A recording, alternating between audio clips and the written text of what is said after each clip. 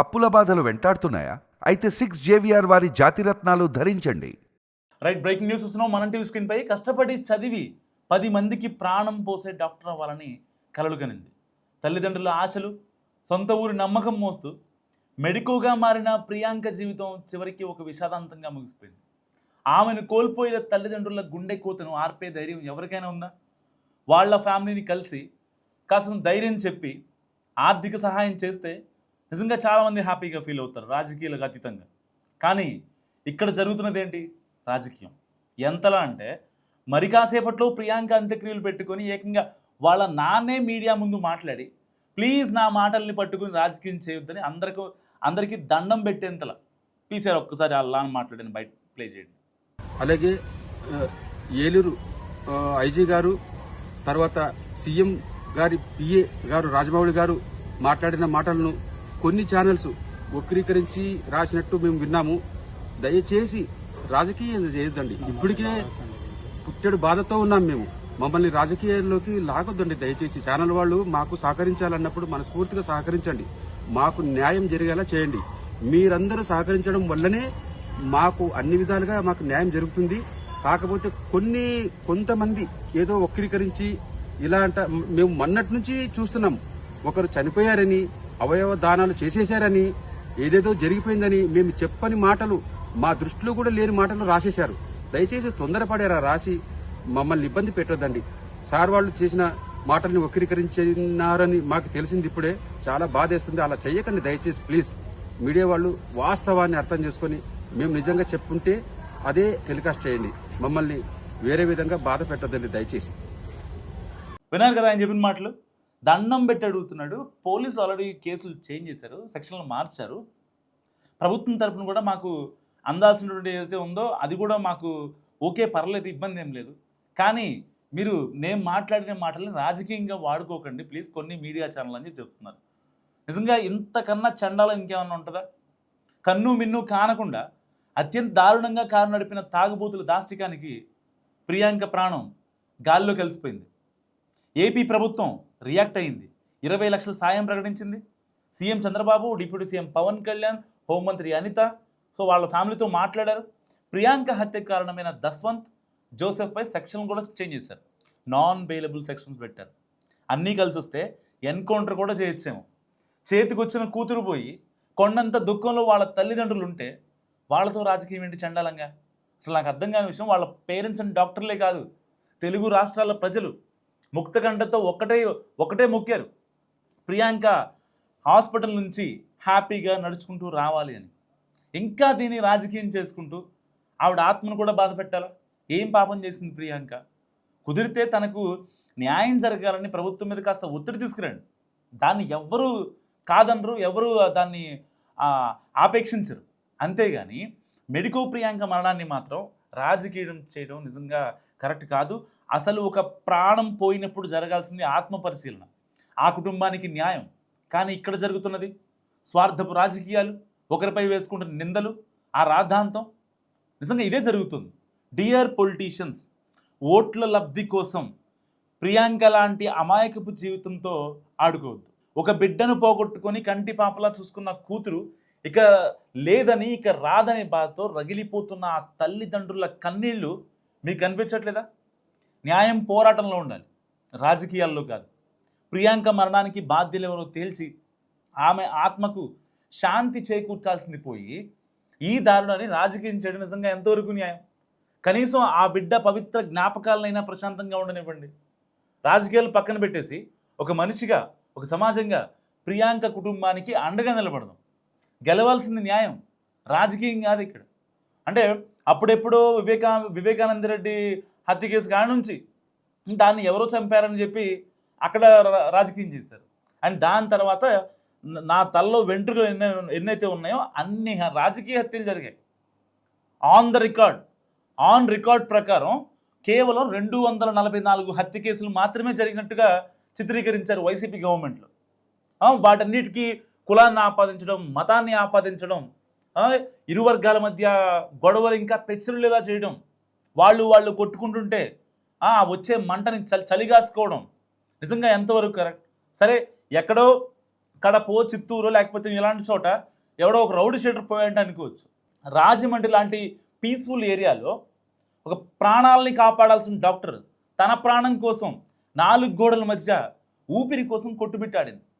మెదడు పనిచేయక brain dead అయిపోయి వాళ్ళ అమ్మా నాన్న ఆ ఐసీయూ అయిపోయి చూస్తూ ఎంటైర్ కిమ్స్ హాస్పిటల్లో 3 రోజులు అక్కడికి వచ్చిన పేషెంట్స్ కావచ్చు, అక్కడికి వచ్చిన పేషెంట్ తాలూకా బంధువులు కావచ్చు, వీళ్ళందరూ ఒక్కటే కోరుకున్నారు, ఆ అమ్మాయి ప్రశాంతంగా బయటికి రావాలి, చూడటానికి చాలా చక్కగా ఉంది, చేతికి వచ్చిన పిల్ల డాక్టర్ అయింది, రేపొద్దున అమ్మాయి డాక్టర్ అయితే కొన్ని లక్షల మంది ప్రాణాలు, కొన్ని వేల మంది ప్రాణాలు కాపాడుతుంది.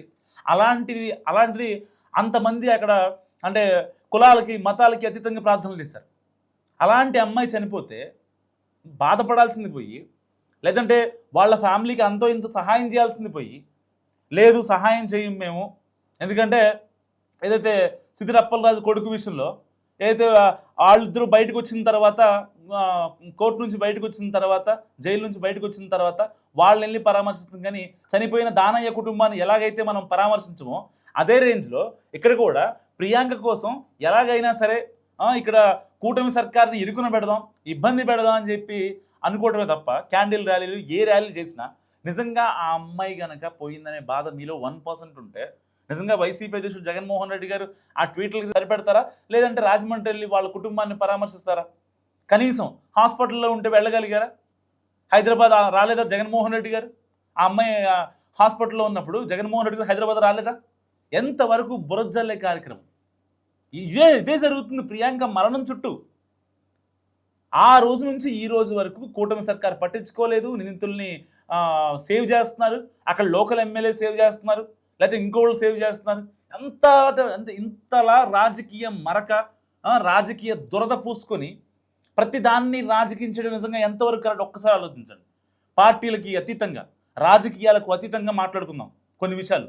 ఎందుకంటే ప్రియాంక మరణాన్ని అది ఒక అనుకోని ఇదా, లేదంటే ఒక ఉద్దేశపూర్వకంగా జరిగిందా, ఏదైనప్పటికీ వాళ్ళ మీద నాన్ బెయిలబుల్ కేసు పెట్టారు.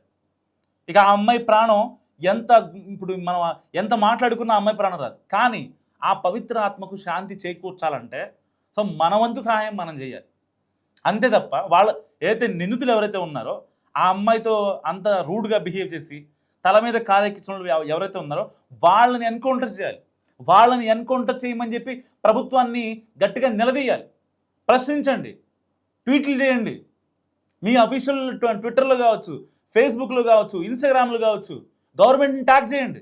ఎందుకు ఆయన ఎన్కౌంటర్ చేయరు ఆ జోసెఫ్ దస్వంత్ని? ఇద్దరు అంటే అంత కొవ్వెక్కి వీళ్ళు రోడ్డు మీద తిరుగుతున్నారు మందు తాక్కుంటూ, ఇంత దారుణంగా చేస్తే వాళ్ళని ఎందుకు ఇచ్చారని చెప్పి ఎన్కౌంటర్ చేయమని చెప్పండి, సొల్యూషన్ అడగండి మీరు ప్రభుత్వాన్ని. ఇంకా ప్రభుత్వాన్ని ఇరకాటంలో పెట్టాలంటే ఏ రకంగా ఇరకాటంలో పెడతారు? ఒక ఆడపిల్ల చనిపోయింది, ఒక డాక్టర్ చనిపోయింది, చేతికి వచ్చిన ఆడపిల్ల ఇక రాదు, ఆ అమ్మాయి మాకు కనిపించదు, ఇన్నాళ్ళు కంటికి రెప్పలా కాపాడుకున్నామని చెప్పి తల్లిదండ్రులు అంతా బాధపడుతుంటే వాళ్ళ బాధలు మీకు పట్టవు, వాళ్ళ అరణ్య రోదనలు మీకు అర్థం కావు, వాళ్ళ ఆవేదన మీకు ఏమాత్రం సహించదు. కానీ మీకు కావాల్సింది శవాల మీద పేలాలు వేరడం. ఇదే అక్కడ ప్రియాంక హత్య జరిగిందా ఉద్దేశపూర్వకంగానా, లేకపోతే అనుకోకుండా ఆ అమ్మాయి ఏదైతే ఫస్ట్ గుద్దినప్పుడు ఆ అమ్మాయి మాట్లాడిన మాటలకి వీళ్ళు మధ్యలో ఇంకాస్త ఇది అయిపోయి ఆ అమ్మాయిని ఇచ్చేసారా? అండ్ దాని తర్వాత ఆ సీసీటీవీ ఫుటేజ్లు ఏదైతే ఆ సాయి ఉన్నారో, ఆ డాక్టర్ సాయి ఎవరైతే ఈ ప్రియాంకని ఎక్కించుకెళ్ళినటువంటి వ్యక్తి, ఆయన కూడా బయటకు వచ్చి మీడియా ముందుకు వచ్చి మాట్లాడినా సరే ఆయన మాటలను కూడా వక్రీకరించి అంటే ఒక విష ప్రచారం చేయడం దాని మీద. తర్వాత ఏకంగా వాళ్ళ నానే బయటకు వచ్చి మాట్లాడినా కూడా వాళ్ళ నాన్న మాట్లాడిన మాటలను కూడా సగం కట్ చేసి దానికి రాజకీయం అంటించి ఇలా ఉంది ఏపీలో సిచ్యువేషన్ అని చెప్పి మాట్లాడటం. నిజంగా అసలు ఇదంతా వర్కౌట్ అయ్యే ప్లాన్ అంటారా? ఇలాంటి చనిపోయిన వాళ్ళ మీద కాస్త సింపతి చూపించడము, లేదంటే వాళ్ళ ఫ్యామిలీకి ఆర్థిక సహాయం చేయడము, వెళ్ళి పరామర్శించి కొంచెం ధైర్యం చెప్పడము, ఇది కదా జరగాల్సింది యాక్చువల్గా.